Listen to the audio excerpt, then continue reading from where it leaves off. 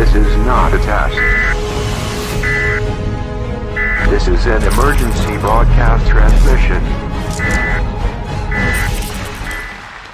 With these words, Catholic Attorney General William Barr brings back the federal death penalty. The Justice Department upholds the rule of law, and we owe it to the victims and their families to carry forward the sentence imposed by our justice system. Although the church always allowed for the death penalty, St. John Paul II taught its need to protect modern society was very rare. The church teaches that the state has a right to use the death penalty. William Barr recently reinstated the death penalty in the United States. Now, how does this fit into prophecy? First, please consider that nationalism, like globalism, will lead many of us to giving up our individualism. And in this, we will be forced to bow to the greater good of the state. So for those who think they are nationalists, Jesus said, "My kingdom is not of this world." For the common good of all, many have been sacrificed. We read from the Catholic Catechism, respecting religious liberty and the common good of all, Christians should seek recognition of Sundays as legal holidays. This is coming from their catechism.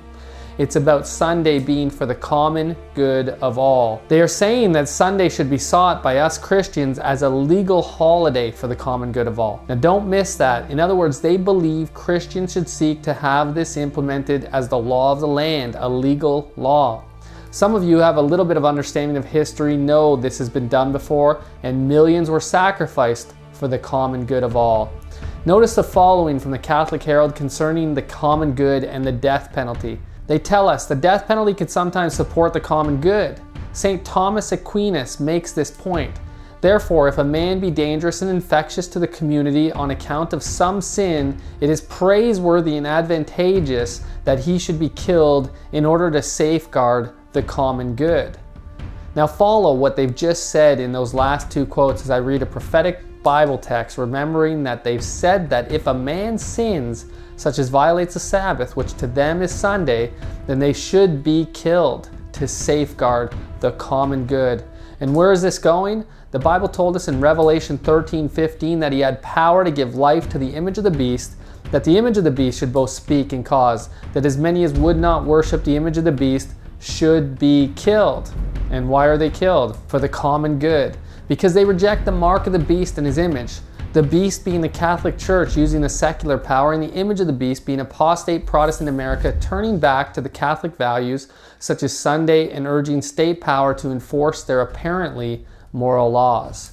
We are told that of course the Catholic Church claims that the change Saturday Sabbath to Sunday was her act, and the act is a mark of her ecclesiastical authority and religious things. And the Bible continues in Revelation 13 by telling us that starting with apostate Protestant America, that he will cause all, both small and great, rich and poor, free and bond, to receive a mark in their right hand or in their foreheads. In a recent article from the Religious News Service, we read that Attorney General William Barr is by all accounts a very committed Catholic. He's a Knight of Columbus and served for several years as a member of its Supreme Board.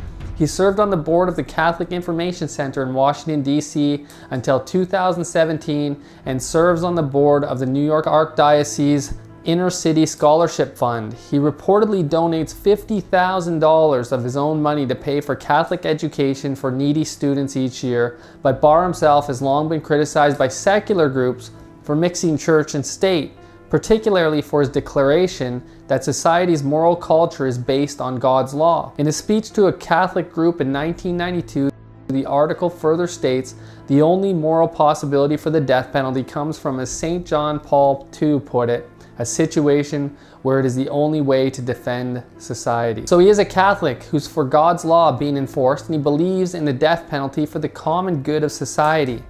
And just what is God's law that William Barr wants to defend?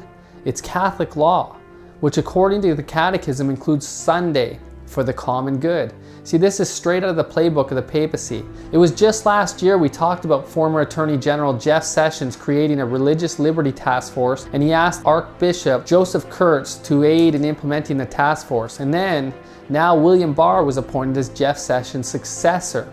The headline was that Jeff Sessions announces a religious liberty task force to combat dangerous secularism. In Googling the definition of secularism, this is what you'll find. The principle of separation of the church from religious institutions. So this is what it's saying, is that Jeff Sessions has made a religious liberty task force in order to combat those who believe in the principle of separation of church and state. And now William Barr has taken over his position, and this religious liberty task force is moving towards fulfilling these words in Revelation 13 that have so long been waited for. The Bible told us that when we see the church and state coming together as signified in Revelation 18, the woman committing fornication with the kings of the earth to enforce her policies, we are to stand up and give a loud cry, to shout against the fallen system that Babylon is, fallen because of her church and state union, and the call is, come out of her, my people. As we recently saw Donald Trump's Attorney General Mike Pompeo putting together a new commission on human rights headed by the ambassador to the Vatican, which is about enforcing natural law in America worldwide and understanding that natural law is the law of God as interpreted by the Catholic Church, and understanding that it has already been decided what this natural law includes, as recent laws in Poland were made and the Catholic Church made it plain that Sunday closing laws are rooted in natural law, a recognition of the importance of a common day of rest. And furthermore, they also said courts have agreed with what the church has always taught, that the benefits of a day of rest are knowable through natural law. This coming from the National Catholic Register, an article about Poland making Sunday laws. Now, understanding that these things are coming to pass, the Bible warned us about, let us pray to God that His light may shine. May our Father give us the power to stand in this last day. His word is truth, and He will give us the power and speech to proclaim this message. If you've enjoyed these videos, please help get the messages to the people. Share them, ask for DVDs, subscribe to our newsletter, and please like the videos also. Comment underneath, because this helps, and be sure, if you haven't already, to subscribe to our channel. See you in the next video.